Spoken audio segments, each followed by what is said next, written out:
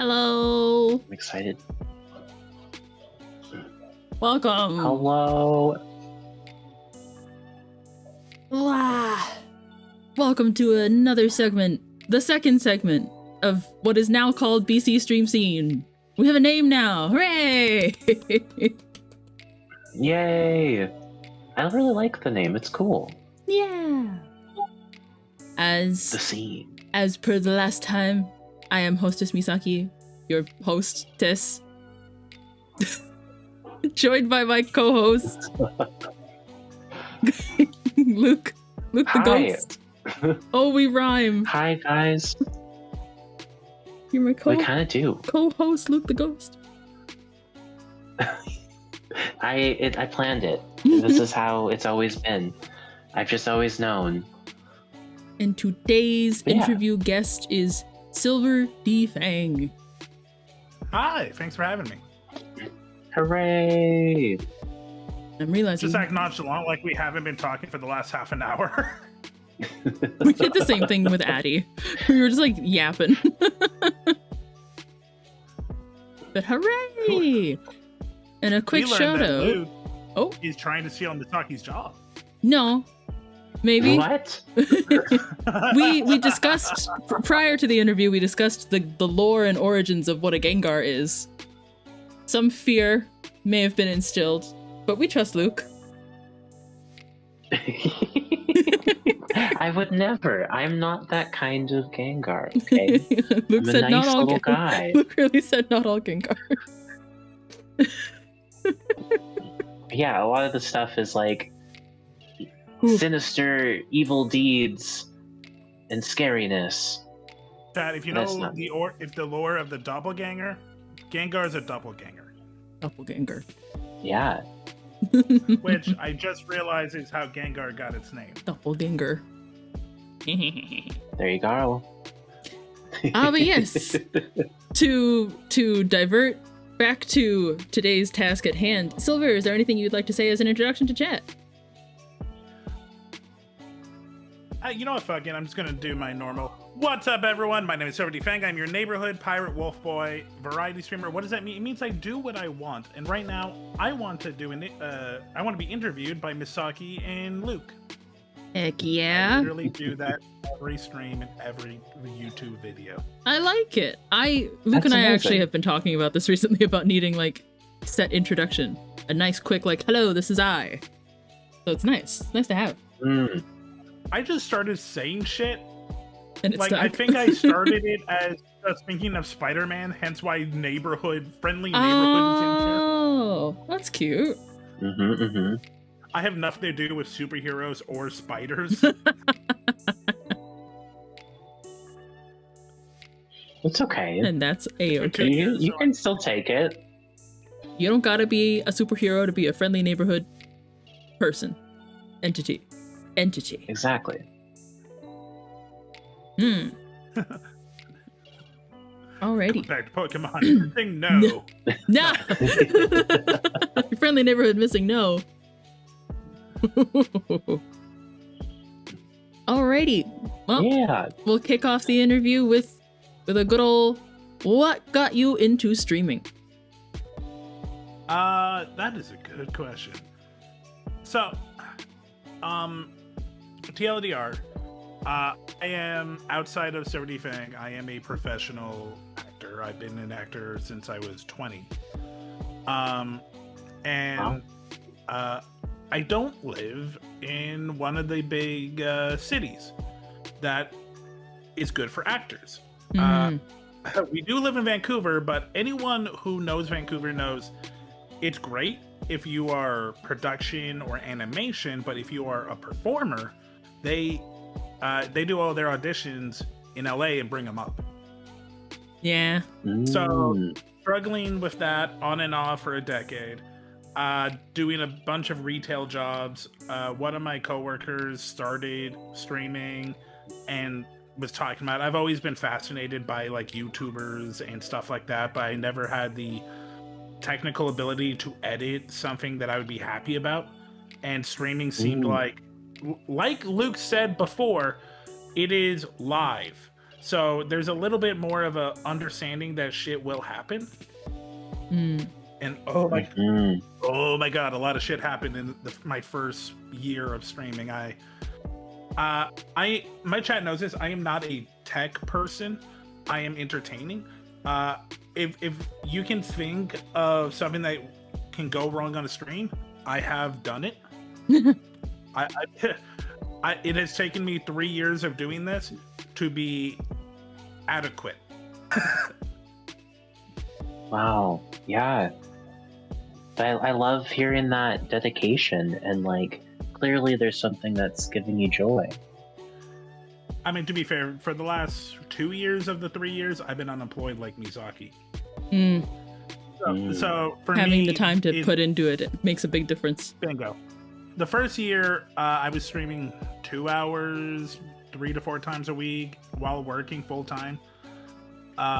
Then quit my job, haven't been able to find a new one. I still voice act and act, but that's always one here, one there, a couple a year. It's not fluid. So I'm someone that always has to be working on something. So I've just dove into streaming. I get that. That's very fair. Has it paid back? No, but apparently I'm doing something because every year I am growing. Yeah, heck yeah. Doesn't feel like it, but like when you're in that day to day, you're like, you don't see the improvements.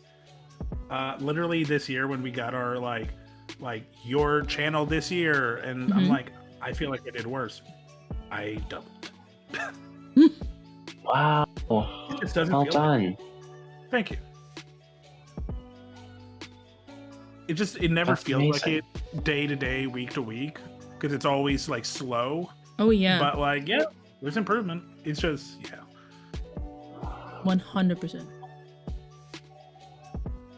Mm-hmm. That's my No, that's so long-winded inspiring. answer to your question. No, it's all good. It does have a nice segue into question number 2, which is, what's your favorite part of streaming? That What is a good do you question. enjoy the most? So, this kind of actually goes into hand in hand with another question that people ask a lot is, how do I get into streaming? And I think that what they're actually asking is, how do I do it successfully? And the truth is, if you want to build an audience, you have to pretty much just focus on 1, maybe 2 things for like a year, because audiences are very fickle, and if you don't cater to them, they'll just find someone that does. I don't do that because what I enjoy about streaming is being creative. So in a week, I will have 5 different themed streams, which is something that you won't see smaller streamers do, because everyone agrees if you want to build an audience, you have to like focus on one thing. But that sounds awful to me. Yeah, It just sounds tedious. It just doesn't seem fun. I get it. So, yeah, Sometimes like- it works for some folks, but not the same for Yeah. everybody.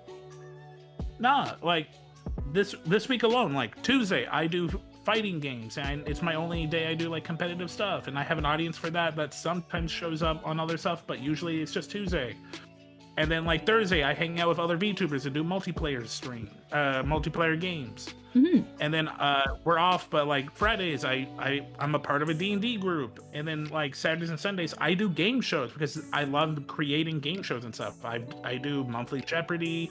I've done dubbing streams. I've done Hear Me Out cakes and Ear Lip.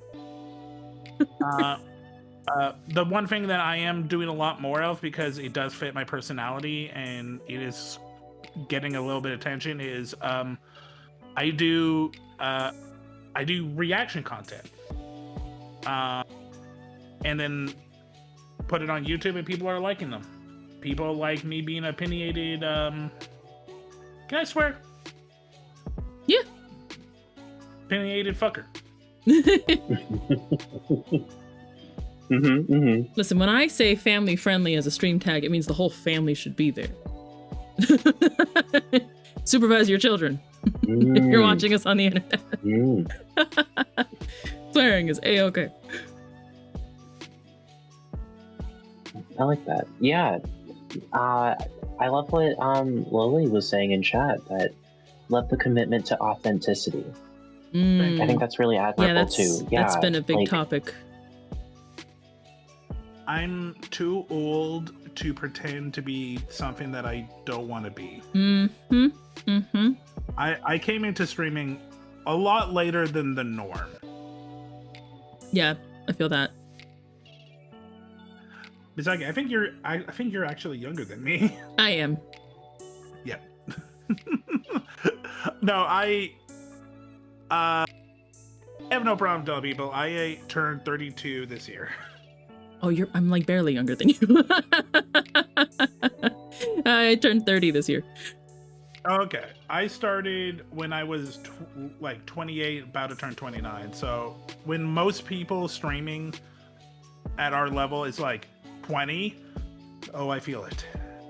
Yeah. Like when I started, I kind of played a character and it became tiring very quickly. Not like I pretended to be not me, but it was a version of me that I was like, I'm tired. And sometimes I can't just be peppy and kawaii on the internet all the time, which is why I turned into a cat. Because no one cares what a cat is. Nobody cares. Am I happy today? Do I feel like shoving things off a shelf today?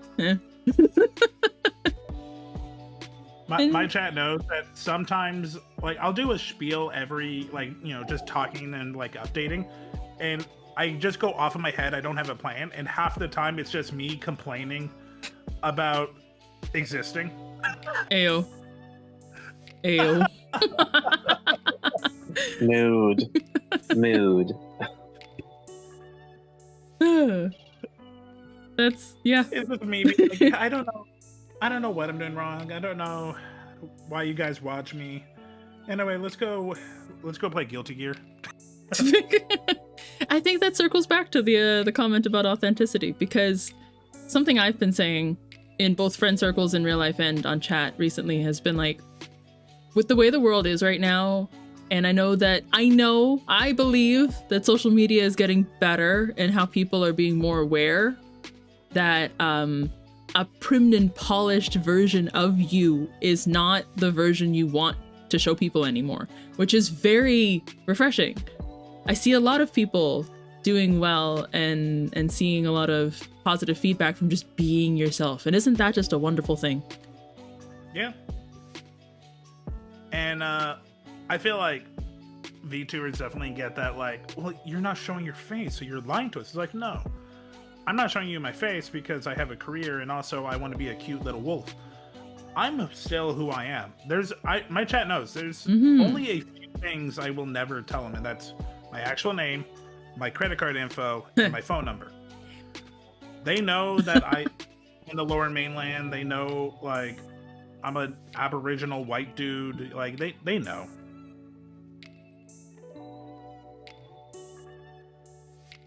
Interesting. Yeah. I mean, I think it's weirdly connecting me to what I mentioned this a little bit in the last interview, but like I had a therapy session where we talked about the relationship between authenticity and boundaries. And it just makes me think about how sometimes we need to have that boundary to really feel like we can be ourselves. And maybe for some people that's just like, hey, could you just respect that I just don't want to show my face, I don't want people commenting on my appearance, or maybe I just want to be a little character. And for some reason, I think for me, being like a Gengar VTuber, I feel a little bit more like I can just show up. Yeah. And I think that is like 80% of the work. I think pushing that live button could be arguably one of the hardest things as a streamer, period. Lots of things get in the way. That perfectionism, is everything set up? Am I looking good? Am I this? Am I that? Am I this? Am I that? Maybe yeah, the hardest part is actually just pushing go live. And maybe we just need to know where we begin and the other people end. I don't know. That's just my hot take. No, absolutely. And I've definitely gone, like, I've had people not realize because I'm so, like, casual that I'm still performing. And they're like, I have to, it's like, look, I am authentically me, but that doesn't mean that this isn't still meant to be entertaining. And I have to tell people to have, like, a vibe if they come into my chat while I'm streaming, because I have a couple of, like, regulars that I trust and, like, will watch, like, YouTube videos or hang out, and I have to be like, guys, you have to be on the vibe. I am me, and you don't have to hide anything, but you can't just exist like no one is watching you because people are watching you. So boundaries, I agree.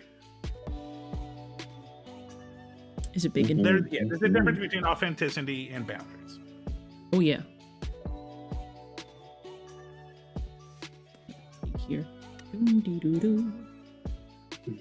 Wow. Do you have one more question, Misaki? I do. I'm just loving. My third question is, what are your goals for the future regarding streaming? I got a couple of big projects in the work that's probably going to happen in January. I have a couple of dreams I definitely want to do. I definitely want to get an editor that I can trust so I can take a little bit of the work off, because my chat knows this, but I stream 4 times a week, but I'm on every day. Because every other day I am editing, I am posting, I am clipping, I am creating new events. So I really don't have a day off. And having someone I can give even some of that work to would give me more room to do cooler shit. Like before we started streaming, like me and Misaki were talking about like just dropping things for a while because there's so much. And like I've had a few things that I've wanted to update, but it's just I don't have the time or effort to put into it. So it's just hanging there. So I would love to, in the next year, find an editor that can take some of the work off of me. I would like for some of my ideas to hit. That's a bad thing about being variety, is you never know what people are going to show up to until you give it like a few months, and then like that's a lot of effort. The other thing I honestly would like, and it's a weird goal, but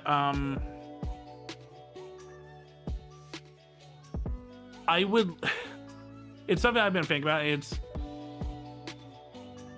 I would like more conversation in my chat. I have no problem talking to a void, but because something I've really done this year is make it clear that like I'm not a gamer, I am an entertainer. Oh, I like that. Well said. I like games, but like I'm not going to be a streamer that can just game for 5 hours and feel satisfied. I like doing these these little game shows I do. I did not really deep dive into the reaction stuff because some people see it as slop, but honestly I enjoy it doing it, so whatever. And I hear that. With me doing more reaction content, it would be nice if I had an audience that wants to talk back. So that's just a little like greedy, like that would be nice. Yeah, I get that. It's like when you're reacting, the whole thing is that you want to share how your reaction with somebody. If there's no feedback, it's like, hello. If I'm gaming, I get it. People like just to hear my voice and hear me talk, but you know, it's just a little selfish thing where it's like I would like it if when I'm reacting to the shit that I can work off of my my chat. I think But the big something. ones are. Oh, continue. Oh yeah. I was just gonna say the big things are like, yeah, I got a couple of big projects. I hope you like them, chat. And better I hope like I 'em, can find chat. an editor I can trust, so I can take a little bit of the pressure off me. I was just gonna say, I think something a lot of people need to be more accepting of, both as content creators and as fans of content creators. We're allowed to be selfish. It's, you are marketing you. I can't think of another scenario where being selfish is more appropriate. Sadly, like how you even said more that, than to yeah. celebrities, online people tend to get scrutinized so much. And Oh, think I it's know. because we give them that kind of like small bridge of like in our actual personal lives where like performers don't. I mean, like actors, sports people, whatever, musicians. And they think that that makes us friends, and it doesn't. Oh, 100%. But that's what I mean. Like my favorite VTubers and YouTubers and content creators have always been the people whose communities have that understanding. Like, clearly this person has put themselves, their presence online in a way that has maintained that understanding where yes, I'm here to entertain you, but I am also a real person. And if it's kind of the embodiment of, if you can't appreciate me at my lowest, you don't get me at my best. Would you love me if I was a worm? Yeah. Yeah. Mizaki looking at her chat, looking at her partner. Would you love me as a worm? Both of them.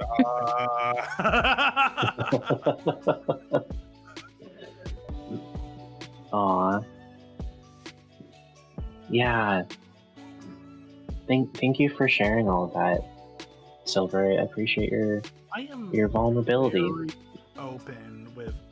I don't like to just like go on like misery tours, but if there's a tangent, like I will be honest. And that's so valuable and so precious. So thank you. Yeah. I'm curious though, Silver. What's your go-to karaoke song? Oh,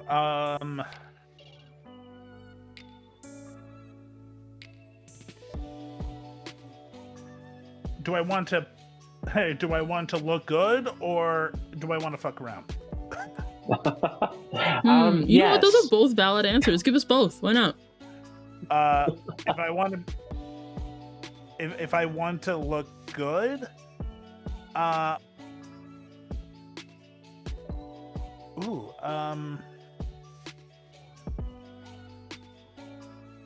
Right, these are hard questions sometimes, aren't they? I will probably do some 3 Days Grace, some like Rage Against, like that kind of deep voice I can do really well. Nice. If I wanna fuck around, Cracker Island by Gorillaz. Oh, nice. Love it. Man, I love karaoke. It's so much fun.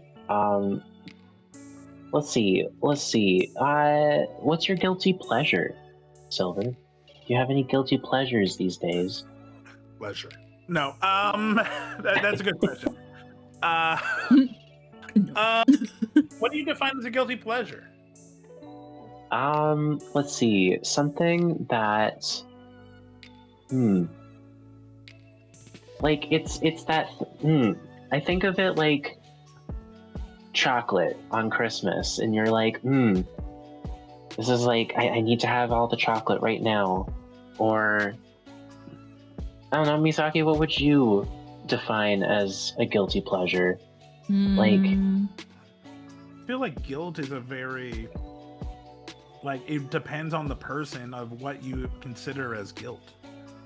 yeah, fair. for sure. Fair. For me, okay, if I had to pick a guilty pleasure, it would probably be something like a Starbucks beverage on a rainy day. I feel guilty because I'm unemployed and I shouldn't be spending that money. But it's a pleasure because the drink is damn delicious and I deserve this. Beautiful. I actually love that. Yeah. Well, for me, that's not my guilty pleasure. That's my addiction because I can't help myself. I just do that every day. The first step to admitting you have a problem. Oh, I know I have a problem. I love that. I'm keeping it. Beautiful. I don't do drugs. I don't drink. I don't really party. Let me have my coffee. That's so fair. Fair. Oh man, I love coffee. So yeah, I guess that's how I would define a guilty pleasure, as something that makes you happy, but also gives you that little twinge of, I shouldn't have done that.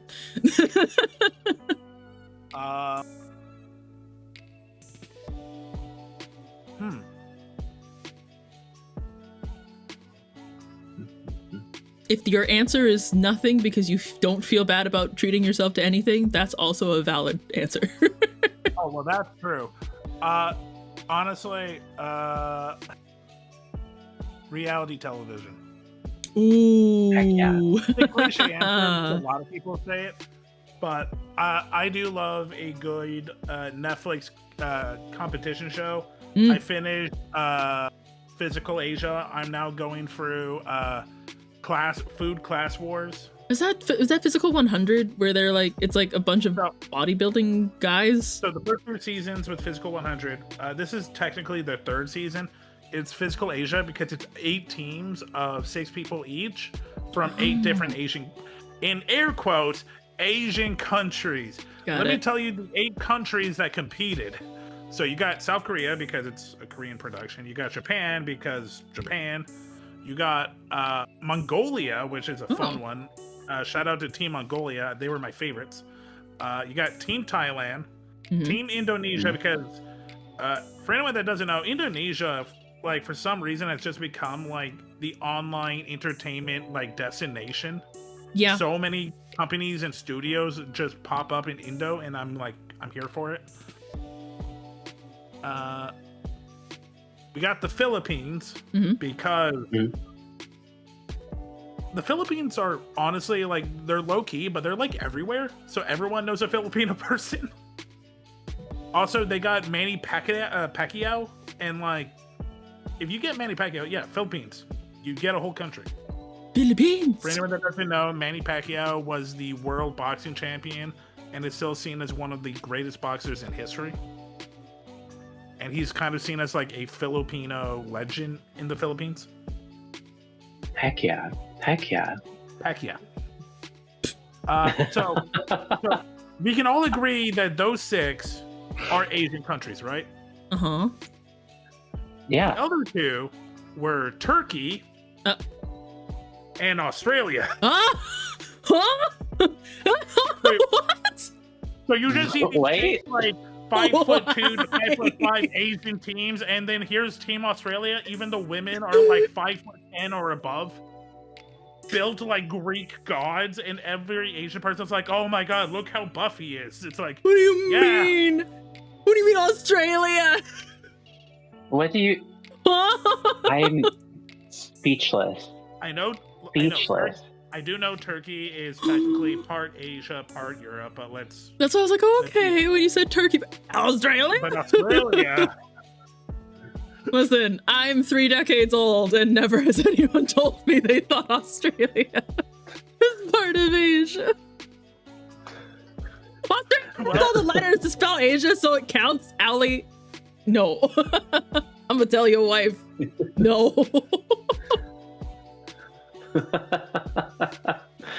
I'm speechless. 1 second, Chad. I have to send this to Luke and Misaki. But I'm having issues spelling Physical 100. Physical Asia. Because I had started Physical 100 on Netflix and then didn't have time. Really Don't tattle on you. This is live. What if 100 muscular Korean people tried to see whose body was the best? Like, so Luke and chat. So I'm guessing you don't know anything about this. I have Netflix, so I think I've seen a trailer or 2, but every time I'm just like, no, that's okay. No, I'm good, So thanks. let me tell you on it.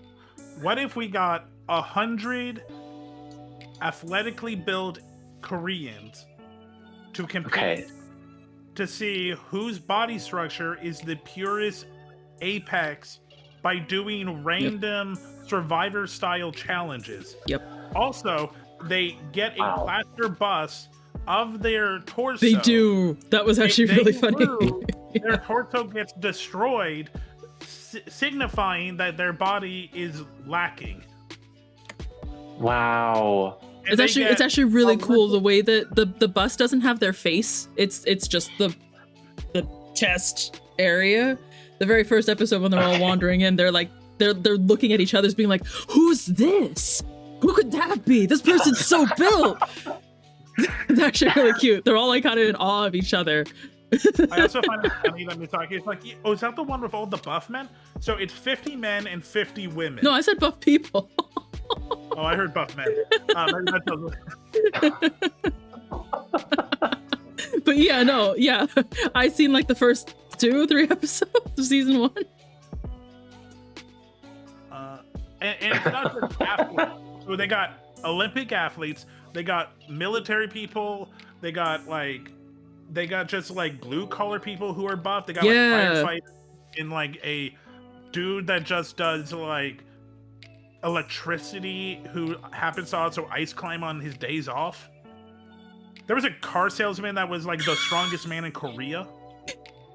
Fox, try again, but put like frick or something. Also, a lot of CrossFit. By the way, this is Team Australia. Oh. Oh, wait, did it not show? There we go. This is Team Australia. God dang. So just imagine being a 5'2" Filipino person. And it's like, and I gotta fight these 6. All right, goodbye. I'm going home. Nice meeting you all. Yep. I'm glad to have been in your presence. My, Oh my god, that man in word. that bat. He built like a tank. That is actually the winner. The man in the back is the winner of the world's strongman competition. Oh, that makes sense. Really? Yep. The guy in front is a current champion in UFC fighting. Also makes sense. Wow. Yep. Well. My goodness. I am loving learning about your guilty pleasure. Oh, I could go on to more reality shows. I know. I for a while I actually would listen to a bunch of Survivor YouTubers that would like analyze Survivor seasons. Ooh, I yeah, got- yeah. Oh man. It is one of my life goals to be on a reality game show. Like We can Amazing make Race one. or Survivor. So fun fact, chat. Big Brother has a Canadian version. Yeah. and Yes, I was literally gonna say, like, Big Brother Canada. Did you wanna? You should. I used to be a big fan of Big Brother, and then I went to the auditioning for Canada, and I'm like, I hate everything you stand for. Mm. Because Oh. literally, I went for the first 3 seasons, and they make it very clear that they are looking for the most party, like, just 20 different party hounds. It's like, we need the nerd, but who likes to party? We need the buff dude who likes to party. Oh, And it is Mm, pretty much like I've never been that. I'm like, I want to the be strategic. curtain, I the think I veil can do it. got peeled back, and it was like, no, thank you. And then you look at who they have, and I'm like, they just want to make fun of these people. And we Yeah, have a title for that. It's TLC. mhm. I want to compete. yeah. Dang. I know somebody who was on Big Brother, the American version, and she absolutely was not the same person after she finished being on that show. Yeah, it's Wow. very disappointing. Because I love like the bizarre like house that they do and the competitions they do, but like their foundation is always, let's get 20 pretty much, even if they're not the pretty boys, every single one of them is a part or has been a part of that drinking culture, of that party culture, and is Mm-hmm. even when they're intelligent, they're kind of dumb. Mm. Like they've had actual scientists on there. You couldn't tell because you can also tell that they probably drank most of their senior year of college. Mm. And as soon as you get in that house, you just become that party boy, party girl, apparently. That's, I think, the worst Yeah, part of reality TV, when it's like anything that preys off of a trope, and that's like the person you gotta be while you're on camera. We were talking about this. It kind of goes hand in hand with being a content creator and having a persona. It gets exhausting. Mm-hmm. Man, I just miss Some I being feel me. like better. Like Survivor has its themes, but they spread out like their characters, so at least everyone has a chance. Amazing Race, it's just usually about the pretty. It's like, hey, look, Kamloops. For anyone that doesn't know, Amazing Race Canada really doesn't leave Canada. So it's like 15 seasons of just, hey, look, Halfbridge, Alberta. Really? So they don't go anywhere in the world? I think it was a special one season they did, but no, I don't know, maybe it's a visa or something, but yeah, Amazing Race Canada, it's just Canada. Yeah. Interesting. How interesting. Want a little bit there, but that's okay. But yeah, it's always been my dream. Oh shit, sorry, but like, do you guys know the show King of Nerds or No. King of the Geeks? I think it's called. So this was a 3-season No. show on TNT in the mid 2010s, and I tried to audition for it because it was U.S. and Canada. Like, this is a goal I've been trying to do for a while. I want to compete, and Netflix has made it so much easier because they have so many shows. I thought of doing The Circle, and then I'm like, that's just my life. Well, I gotta be stuck in a room talking to the digital space, making posts that people will like. That's just my life. Well, you might be really good at it then. I don't know. I want to go on a reality show to have a new experience. Okay, that's fair. Oh, yeah, totally fair. I'm curious though, Silver. If you could have like a meal with any 3 people, and these 3 people, they could be, you know, like living, dead, or fictional, you can choose, doesn't matter. Who would they be and why? I know this question is a very common one, but I've never actually really thought about it.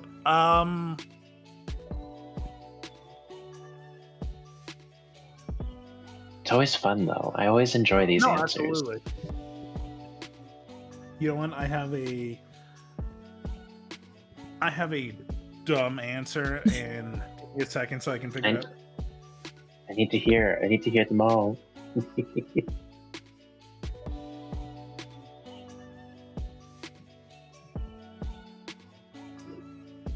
Man, I feel like I don't think I've ever told one of mine. Can I share one of mine? Yeah. Avatar Aang. Aww. Such a you answer. I love that for you. But like legit, like I want to talk to Avatar Aang. I just want to talk about everything and everything. At what age? Oh. Mm. Oh dang. Okay.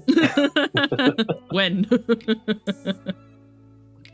I think when he was a kid.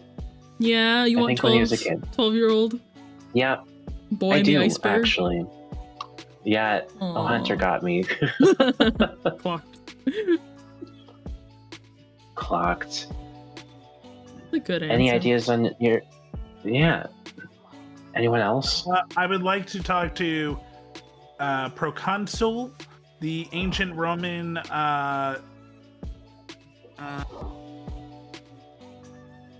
Oh wait, no, that's a title. Give me a second. I'm trying to find the name. Quintus Oh my goodness. Servilius Pipo, who was the Roman statesman and general council for the city of Volke, who legend has it has a hidden treasure of the gold of Tolosa. So I would like to talk to him and ask him where that treasure is. That's very pirate of you. That's very on brand of you.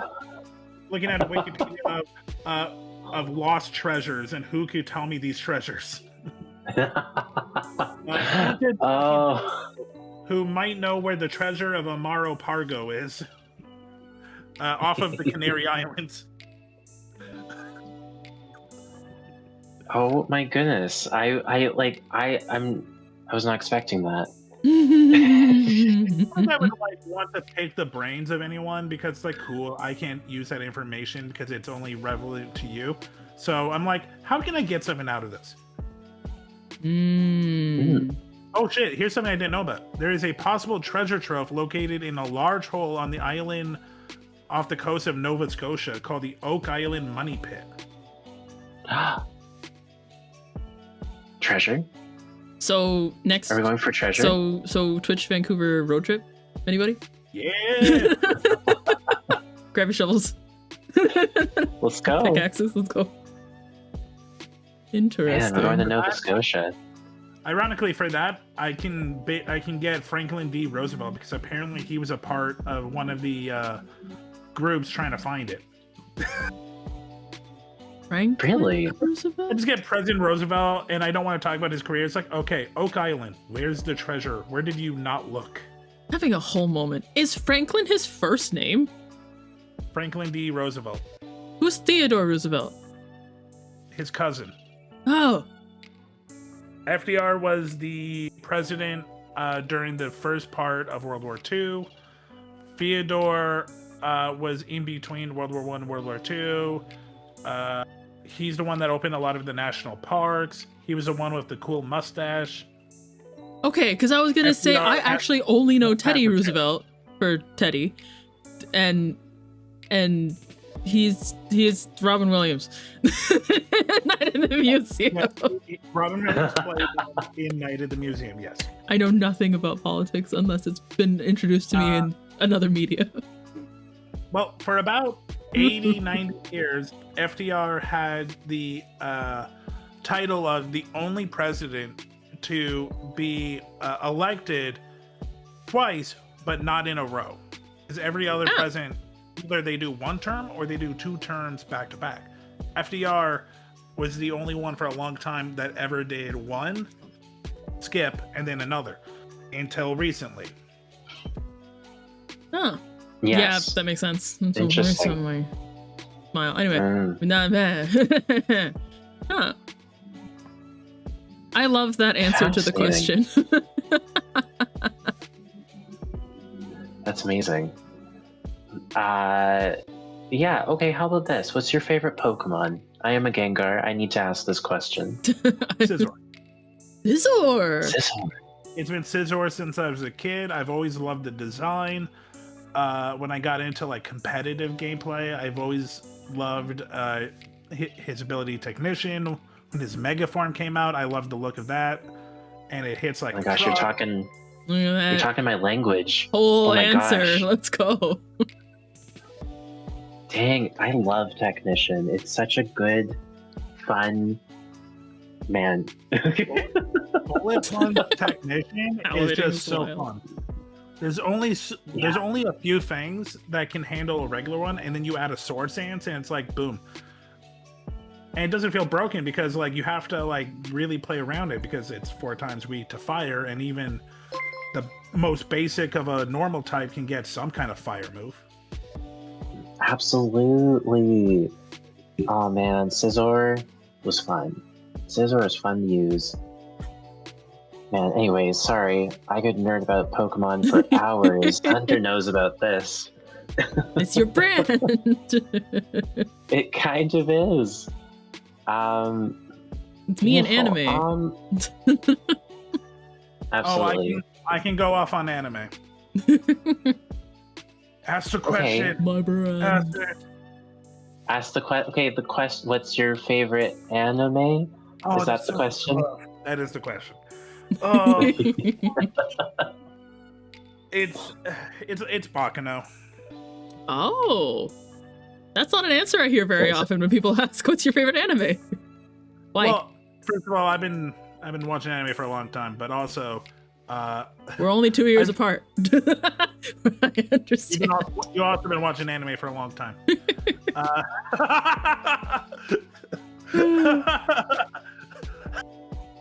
I'm sorry, I couldn't help myself. No, I do find that less and less people know about it because it is 2008.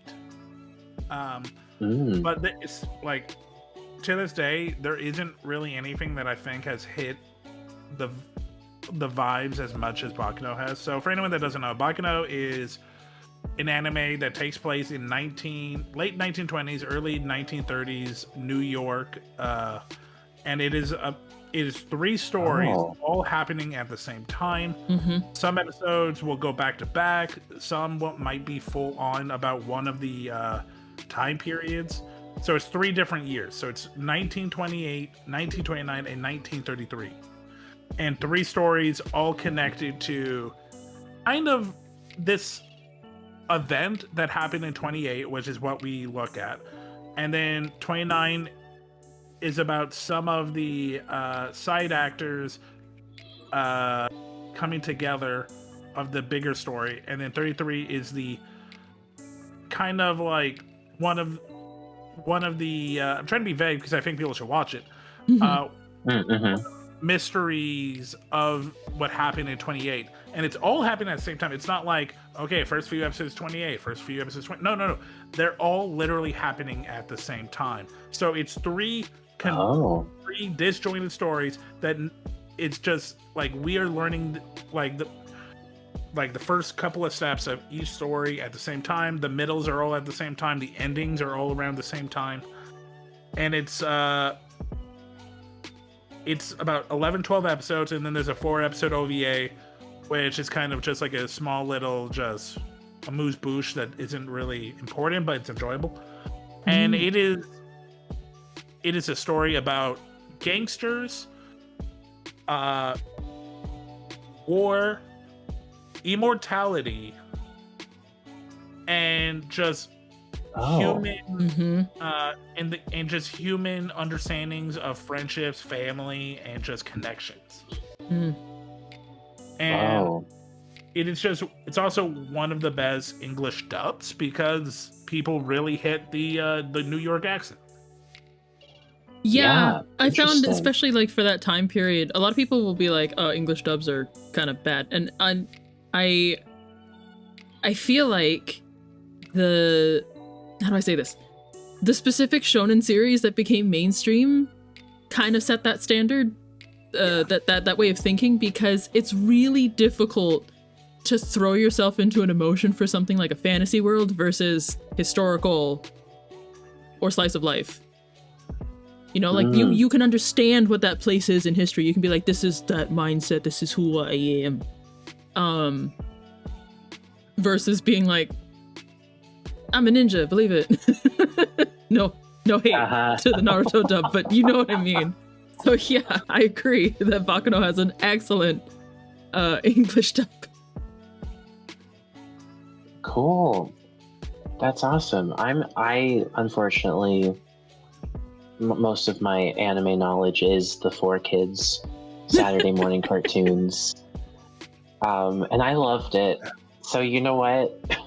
No, but see, they also did really good because they had a specific niche of like acting they were going for. It was supposed to be campy. It was supposed to be like, hey, you start a duel. I love how he's from New York. It like, doesn't make sense, and I love it. Well, Brooklyn? I guess that is still New York. We don't want to question Joey Wheeler. Oh man, Hunter. Why don't Tristan sound like him? We don't know. Anyway. Oh my goodness. Yeah. Yeah. That's an excellent pick. Yeah. Wow. Thank you for sharing that. Yeah. To be fair, I'm still paying attention to anime that is modern as well. But like, yeah, it's just there's nothing that's hit like the same way. I get that. If interjecting into this rapid fire question, I'm the type of anime watcher who can't truly give you the answer what my favorite series is because of the sheer amount and variety I've consumed over the years. I like different series for completely different reasons. And it kind of just goes on the day-to-day of like, what am I feeling today? Am I sad? My favorite anime is probably going to be a sad anime. Am I having a great time? It's probably going to be an anime that made me laugh a lot. Or gave me a lot of like motivation, inspiration for the future kind of thing, you know? So, small pageant for Mizaki and other anime people in chat. So, Bacchanal wasn't always my number one. It was like my number two since I saw it, but like it's only become number one as more I've become an adult. Oh, I am a graduate of the Vancouver Film School. Oh, me too! High five! Where did you go? Wow. And for what? 2013, 2014. We literally just missed each other by a year. Okay. Bro. I was in the acting program, and I remember one of the projects we had to do was so 1 week we had to talk about one of our biggest like mistakes or one of our biggest like problematic things, and it got really emotional. And the next week was something that we are very passionate about. I talked about anime. At this moment I am 20 and I talk about my favorite anime of the time, which was Shuffle. Oh. Do you know Shuffle, Mizaki? I'm thinking of making sure it's the one I'm thinking of. Yes. So the anime that came up in everyone's Google searches when you looked up blank anime girl. Yeah.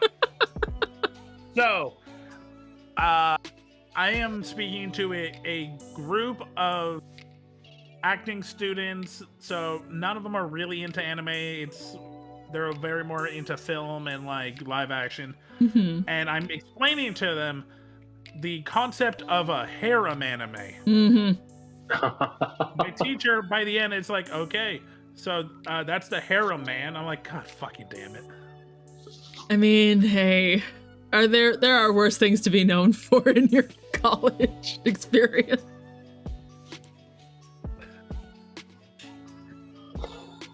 I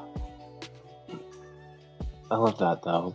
You know, do you? Absolutely. You know what? Hell yeah, Shuffle.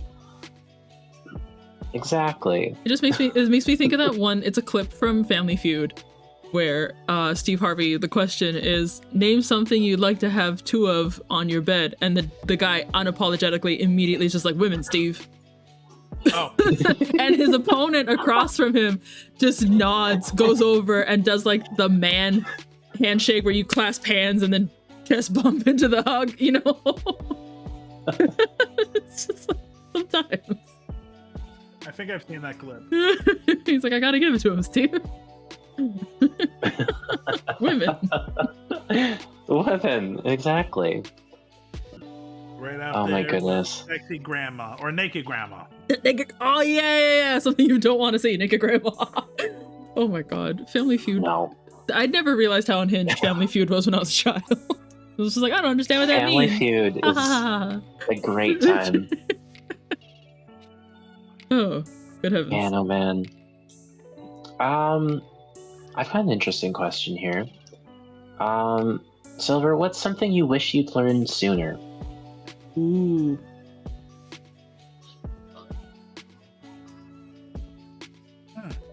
That is a interesting question.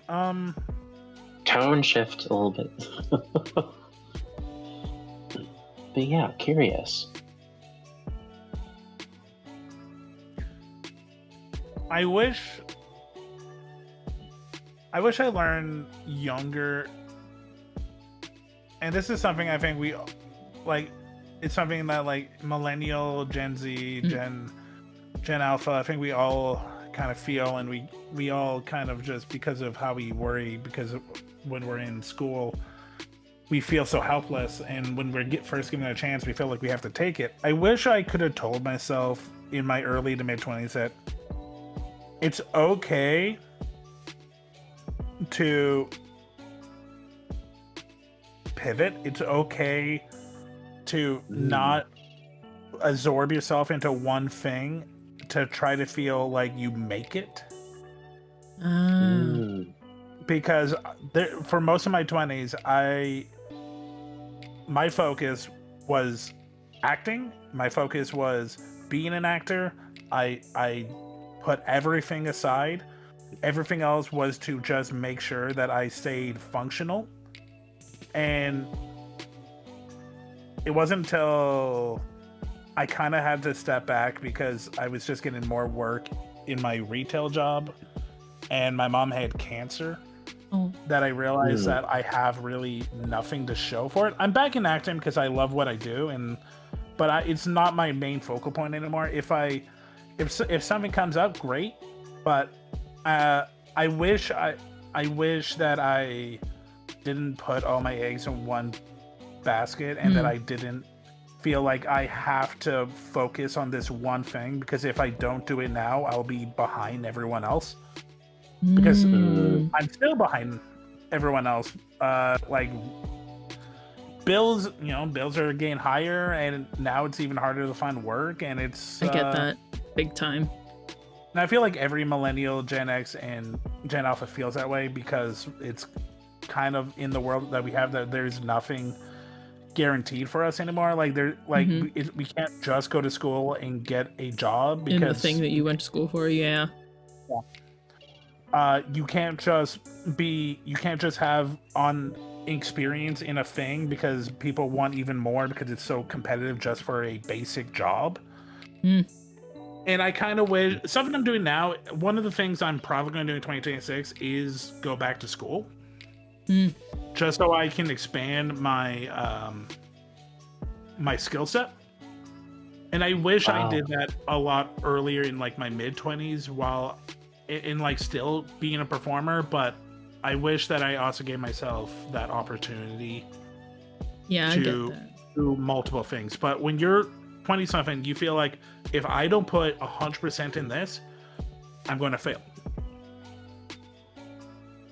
And not just like performing, but like being a doctor, being an engineer. Like, we all feel it's like, this is my career. I have to do this in my 20s, and then in my 30s I succeed. And the truth is, it's just, that's not how it's going to work out. Like yeah.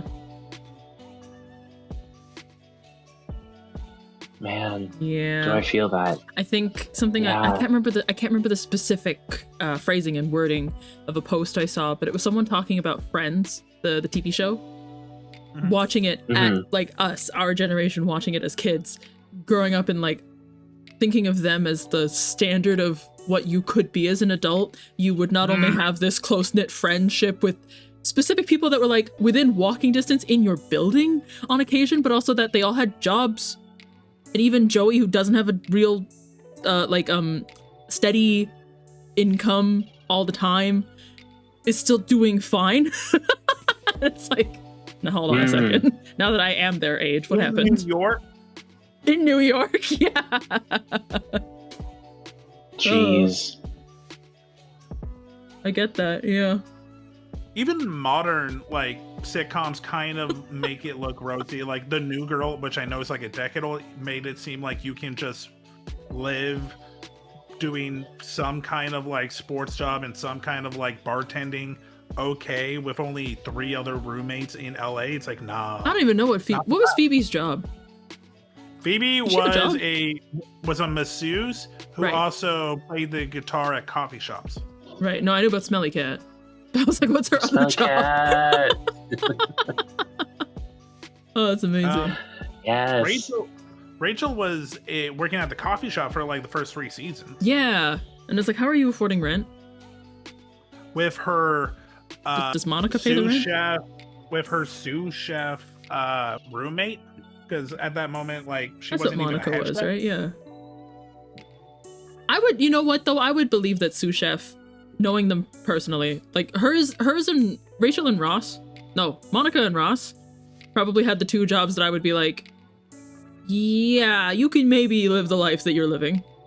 I don't know how everyone else is doing it. So, the reason why, so that apartment was owned by Monica and Ross's aunt, and I think their parents still. So it was like controlled from like the 1950s. The rent. True. Oh, But Chandler There you go. and Joey, like, no. Yeah, I don't know how those two boys existed, man, off the seat of their pants. probably. That makes sense. But Man. yeah, no, I fully feel that. Like, I do have some close friends, but like we are hours from each other. We can barely see each other. Because You definitely don't our see each other schedule- every day the way that they do. No, Yeah.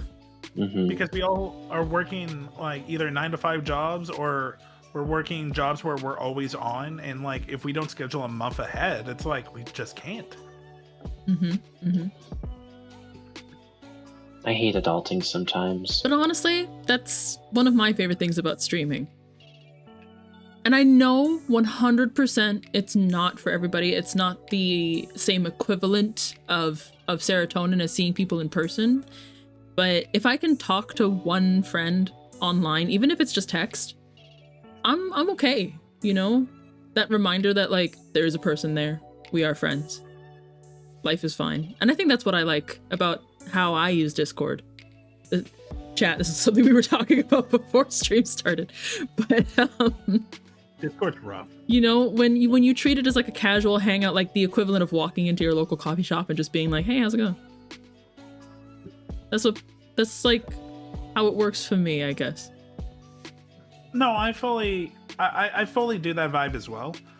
The problem is, it's like, that's another fun thing and something that I had to really deal with this year, which was not everyone who streams understands that there are tiers to working with each other. Oh yeah. Because I've had Mhm. God, if I hear one more streamer be like, hey, so I hang out with your friends, and it's like, they're not my friends. They are people that I've streamed with a couple of times that I enjoy being on stream with them, but they're not my friends. And I hate that, like, so much this year alone, I've had people who come to me, it's like, so you're friends. I'm like, first of all, why are you bringing this up to me? If you have an issue with someone, why don't you talk to them? Why were Oh, you that's a talking to them? It's big thing, yeah. it's so Mhm. petty. There's so much behind the scene and just so much pettiness. And I'm like, why am I being involved? Yeah, that's Because the you other think- side of the online coin for sure. People who, if they were talking to you face to face, they wouldn't have that same. Yeah. You know, some people don't think about it that if you took the conversation you're having online with this person via text and you said it to their face, same vibe. That's how it's like how I relate it, right? It's like if I would be uncomfortable or if I would think there's something wrong with this if I said it to this person in person, then I probably shouldn't say it to them online. Yeah. I've collaborated with probably over 100 people. 20 of 30 of those I try to stay in contact because I enjoy their vibe. Maybe 8 of them I would actually call a friend, an actual friend. Yeah, there's definitely like a level. Mhm. I And get that. And some people just think it's like, well, I know this person because of you, and because you didn't say shitty things about them, that means that they're your friends. Like, no, it The doesn't. word acquaintance exists, ladies and gentlemen. Acquaintance, Just because I don't treat you like colleague. nothing, and because I'm energetic, people think it's like, oh, you must really like this person. It's like, no, I'm entertaining. It would be really weird if it's just two awkward people. It's like, so what can I say? Weather? Oh, fuck. Their mom was killed by the weather. No, it's like, no. Just because I'm acting comfortable doesn't mean I know them. Mhm. And this year, oh my god, I've never felt my age than dealing with 27 VTubers who just can't communicate, and they think because they were introduced through me that I have to know this shit. Oh no, I'm so sorry. Mhm. It's like, Mhm. I might not be your friend, but I do care about you, and like, I'm sorry you're feeling this way, but like, what do you want me to do? It's like, oh, nothing. It's like, well, now I know shit. now I feel bad. Mm-hmm. Oh, 100. That's another. Yeah, like the level of like, what tier of professionalism are we at, and also what tier of friendship are we at when people just. I know this is a harsh thing to say, and this is a little off topic for the interview, but I'm gonna say it anyway. When people set it as a rule in their chats not to trauma dump, it transcends into DMs too, guys. Don't you gotta know a person. There has to be a threshold you reach with a person before you start telling them heavy crap. Because not everyone knows how to deal with it. It's not even about making a person uncomfortable with the information. When you're a person, and it sounds like all three of us in this call are this type of person, when you're an empathetic person and you want to help if you can, when you're told something terrible and you can't do anything about it, you're not uncomfortable, you're sad. You're like, I can't do anything. Yep. And you came to me knowing I wouldn't be able to do anything because this is an online relationship and I'm a bajillion miles away from you. So neither of us are coming out of this exchange better. Nope. And the worst thing you can do is actually react on it, because one of the few times I did ended really badly. Like, oh, you don't care about me, and it's like, it's not. Well, it's the flip. So I agree, don't trauma dump, but also don't be so surprised when people don't know what you want people to do because you're so guarded with your info. Because I've had people where they've given me vague understandings of a situation that I'm talking to another person who is here like bawling their eyes out, giving me so much. I'm like, oh, something's up. And then they're like, here's about 80 minutes of info that could have helped you, but I didn't tell you because I didn't want to give it to you. And I'm upset with you because you reacted a way I didn't want you to react. Well, I didn't know. Oh, so, yeah, that's just that's emotional maturity. So yes, don't trauma dump, but also don't think that you walling yourself off is going to help. Yeah, you cannot be upset at someone for not you just said it, like reacting in a way that you didn't expect them to. Like, that's I've never felt my age more than talking to 22-year-old VTubers. And they haven't gone through the living experience yet.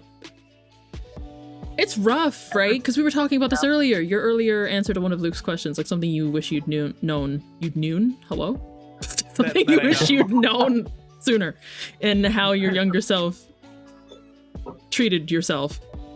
When you grow up thinking like you gotta be away, and we're all so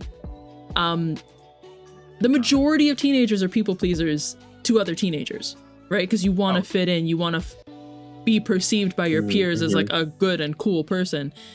It makes it really difficult for a lot of folks to grow out of that into their adult lives, being like, right, I don't have to be what someone else expects of me, and someone else's expectations of me are not my fault. It doesn't help that there are some work cultures that still feel like high school because of how they're set up. Like you have to people please, or this person that has a little power over you will look at you differently than your coworkers. A lot of like office jobs and stuff like that. Like you hear it a lot in like Japanese society. Oh, 100%. Yeah,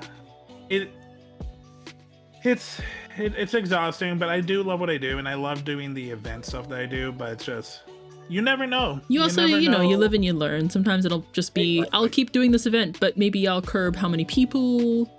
Maybe I'll change the application process, the joining process, you know. The hardest thing is it's just you never know someone's vibe until you put them to the task. People can 100%.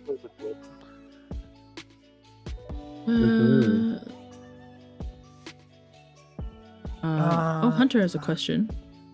Oh, yay. What advice would you guys have for when someone is essentially trauma dumping or talking about a really tough topic, but you don't know how to find the words or an answer, but you also don't want to come off cold or ignore them? I am still trying to figure that one I actually out. I've been in this situation on stream more times than I'd like to admit, and I think that kind of comes with the territory of how I present my streams sometimes. But it's actually funny enough, Hunter, it's only ever happened to me while I'm streaming. I think the best I've found myself capable of doing is sympathizing first and foremost, saying, you know, I'm sorry to hear things you've gone through or are going through, but then reminding the person that you are not a qualified individual to give advice, and the last thing you want is to impose further harm. You know, like taking ownership of your answer tends to help people quite a bit. Like, I don't want to say the wrong thing. I don't want to give you bad advice. And you know, it's kind of it's why I have the safe space in my own server, to let people know that this is a place you can just blab. And first and foremost, it's a place to blab. And then if someone feels they have an appropriate response, maybe through their own life experiences or, you know, such and such, then they can reply and you can have a proper conversation. But a live stream is not the right place for it, because not only is it kind of awkward for the streamer, but you're also exposing yourself to an entire chat of people while you're telling me something really sensitive about yourself. You know, sometimes people need the reminder that it's not just them and the streamer. You are still in a room with 12 other people. Yep. The worst part is, so there is some content that I do where, like, in my Discord, I have like I have people that like I talk to, I know, like not person, but like I trust that their personality works. But because they aren't streamers, they don't understand vibes sometimes. So sometimes they'll come in and just do their own thing. Yeah. And I have to explain to them, it's like, no, but at the same time, I don't want to disappoint them, because I do see them as like real people, because I know them offline. And it's just like, I have to keep telling them, it's like, you can't just like, I'll be in a VC that says live streaming, and this actually, you know what, I'm gonna call it out. Literally on like Sunday, a friend of mine came in and it's like, I'm playing BioShock 2. I'm like, cool, I guess I'm gonna go play Marvel Rivals, because you're not going to, you know, shut up about BioShock 2, and we were watching videos, and that's going to be very distracting. Yeah, I'd made my streaming VC private. Well, these are just people that like I do like content with, and like I tell them, like, if I'm in here, you can come in.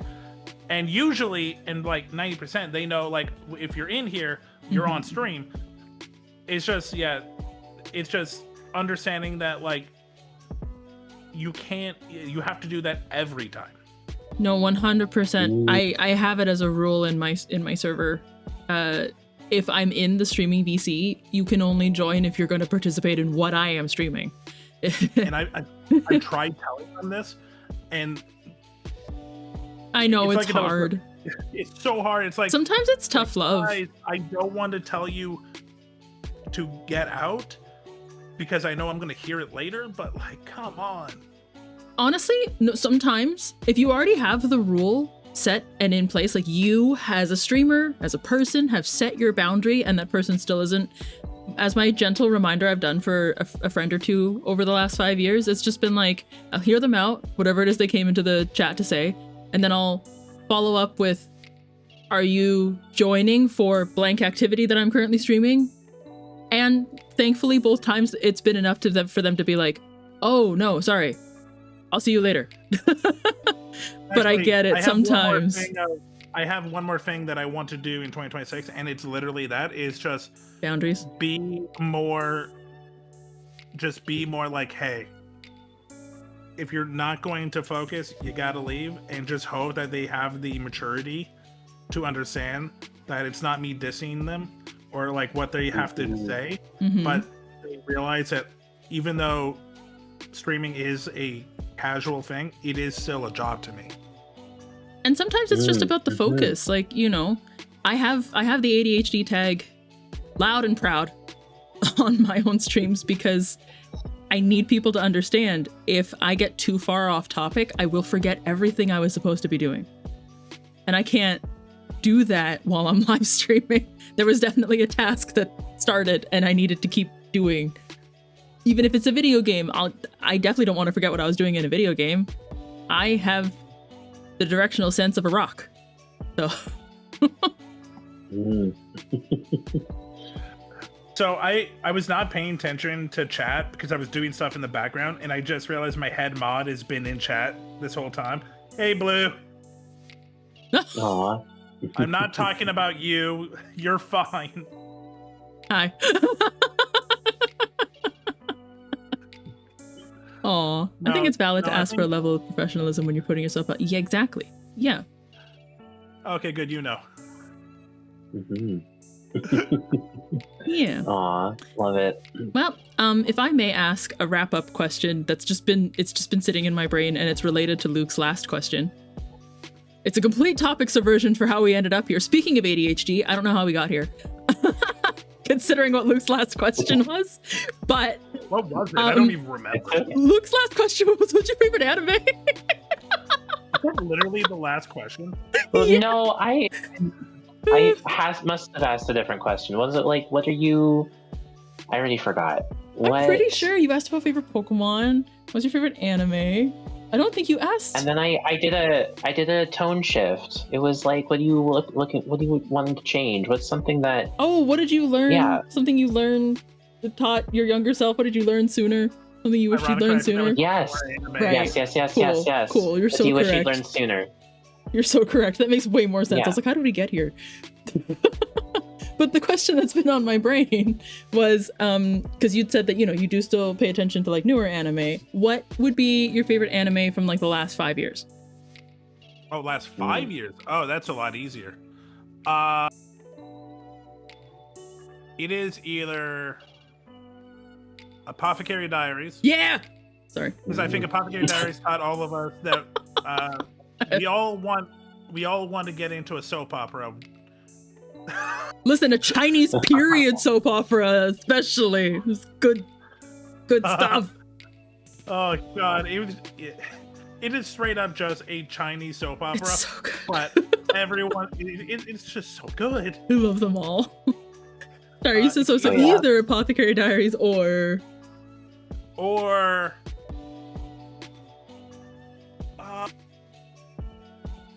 I have to wait for season 3, but Mhm. Ocean no Ko. I I hear have people feelings. saying season 3 is going to be bad because Yeah, the manga's because the not manga? great.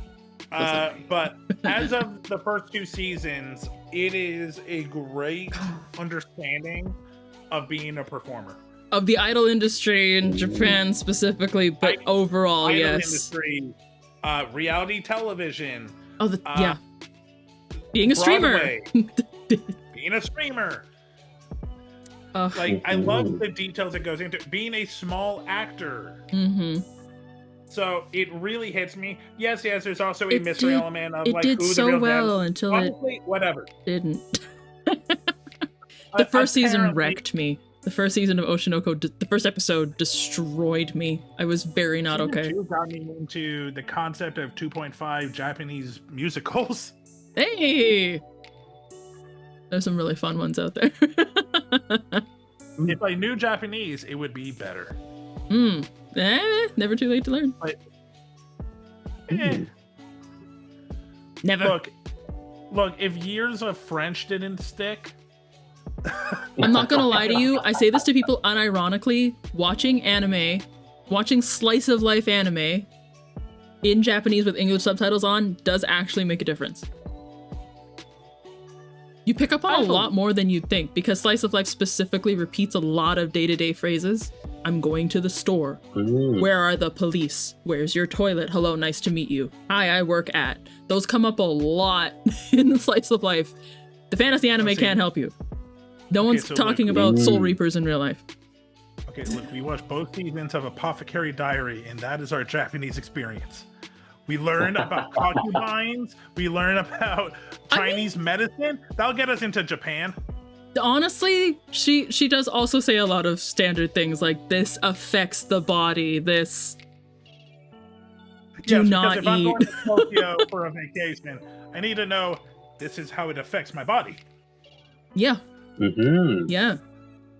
Or like I'm allergic to. I cannot have. Those are also I important go to things. McDonald's and I just tell them this is how McDonald's feels my body. Hi, Rinzin. Hi, Wait. Rinsen. I like that Eric came into the chat with toire wa doko desu ka? Yeah, where the heck's the toilet? Todai wa doku desu ka? Tor wa doku desu ka. I like that Luke pronounced from your French background. Or I did. Twar. Wa doku desu ka? Luke read it like you know the anime characters that aren't from America or Japan when you have a French character and they give them like the accent. Have you seen those? Oh my god, those are so funny. Like Aoyama from My Hero Academia. Mm-hmm. Before I forget, Misaki, you brought something up because we were talking about dubs and we were talking about accents. Did you watch? Came out 2024. It's Hokkaido Girls Are Very Cute. No, So I'm aware of it, but I haven't seen it. watch the dub Okay. Oh, because they gave them the accent to they replicate? didn't give them. They didn't. So you know how like when they're doing like Osaka accent Yeah. in English, do like the Texan. yeah, they usually give them a southern accent. Yeah. Apparently, to English dubbers, the Hokkaido accent is Toronto. It is Oh my goodness. East Coast Canadian. It's like, they go, "Oh sure, bud." I'm like, "Oh my fucking god, this is amazing." You look at the Gyaru and They're her like Hokkaido's Gyaru mom, north. Where else just is like, north? "Oh sure, Canada. bud." It's really like most parents just drive their kids because of all the snow, eh? I'm like, "Oh my fucking god." Oh my god! I will watch this. I will watch this just to pee my pants laughing. That sounds like fun. Where did I the love naming that so convention of the much. title being a sentence come from? Oh, it's been around for ages. It just comes down to the fact that much like music, you can only have so many unique titles of a thing before someone's like that already exists. Right? So it's specifically light novels and most often either isekai or harem genres have the really long titles, but it ensures that no one else is gonna have that title. We can't all be Bleach. True. How my brother's sister's dog is secretly a demonic Timbit. Yeah, see? You could make up anything you want and it would be like, there you go. To give you There you go. little taste, I actually made a clip because I used to do a geek podcast and I introduced this to my co-host from Newfoundland. And we just laughed our ass off, and I found a clip of the dub. Oh, amazing. The dub. Yeah, in particular, Or- watch the Hokkaido dub. Can't Oh, wait. okay. I can't wait. See, in my mind, when people say like the dub, I think ghost stories, like that. The dub. I mean, that's also a classic. No. Oh man. Oh no. That's like the dub. I don't know. Negative. The dub, like cautionary, Mm. like. Oh, Eric, no. I don't understand that sentence, but one of us can be Drano. What is a Drano? Did we miss something? Drano. Hang on. What did we say? Did we ADHD through something? Drano, Drano. I know what CAN all capitalized. Ghost Stories does stuff. Can be Drano. Are you Canadrano? Fuck. Drano. I Drano. just wanted we can't all be Drano. Bleach. Yeah, Can't all all right, be there it Bleach. is. Boo. Oh. That was a Canada joke. Amazing. Uh, Alrighty. Oh, Well, wow. I think that about does it for our time. Yeah. Beautiful. I love how this is only our second interview so far, but I love how different they are already. I can't wait. I can't wait to see more folks. Thank you, Silver, for being our second ever guest. Yeah, this was a lot of fun. Heck yeah! Yay. It will be going up on YouTube. We will link back to the Twitch channels. Yay, I'll promote it when it gets released. Just remind me. Oh, it'll probably be up tomorrow. I just export straight to YouTube. I don't edit this. Still remind me. I won't forget. I'll link it to you. But yeah. Everybody in chat, if you're not already following Silver, go and check him out. You can just click the @ right in the title. Nice and easy. Yeah. Beautiful. I will be streaming tomorrow. Every Tuesday, I do competitive games, and we're doing Guilty Gear and Marvel Rivals. Nice. Who do you main in Marvel? Ooh. A bunch of people. That's so fair. But my most comfortable is Penny. Oh, I don't get I don't get Penny very often as an answer for that. I'm a filthy casual. I just play Jeff and Mantis. Jeff was the reason I started to play Marvel Rivals. He was my first lord. Same. We saw him and we were like, who is this precious baby? It was this precious, yes. Oh man. It wasn't until I actually wanted to get better when I tried to be other people. But Same. for the first 2 seasons, I was Jeff. Yeah. That was where I delved into Mantis. But yeah. Excellent. So everyone go check out Silver Stream tomorrow. Do it. Yeah. And we will be resuming BC Stream Scene talk show in the new year. Just because, Christmas. Just 3 days away. Can you believe it, guys? Christmas. I cannot. Just 3 days away. I cannot. Just. Sorry, I'm gonna call it Misaki because someone Boo. Boo is like, the overlay looks like Misaki is hosting a talk show with her stuff. Half an hour before we started, she literally was looking for something and was really proud. So praise Misaki on the overlay. I'm so happy. Hey, chat, I'm gonna show off right now. I found new overlays that you wouldn't see the BR back for this stream if I don't show it to you this way, so I'm just gonna self-indulgent. So the starting soon, for those who missed it earlier. This is our new starting soon. Ooh. The mountains, the rain. Right? That's so Vancouver. And then we've got the Be Right Back.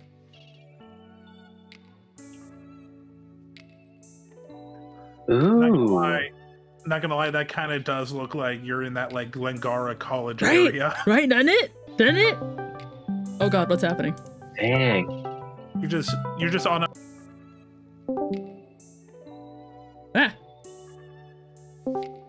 Man, so I Vancouver. clicked the wrong button. Aki called me So- on Discord. I'm back. Hello. Hello.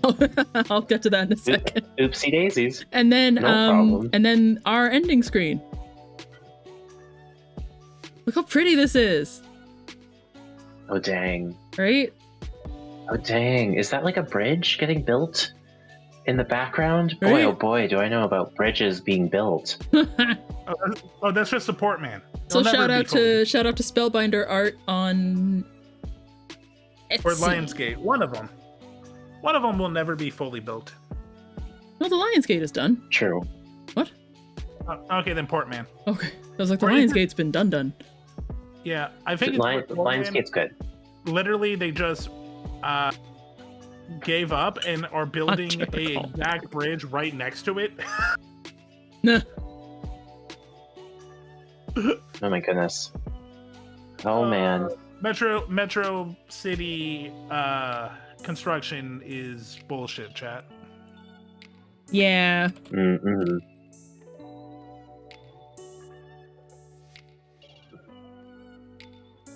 Yeah. Nice. Well, I guess I'll just chill here on our ending soon screen. As I say once again,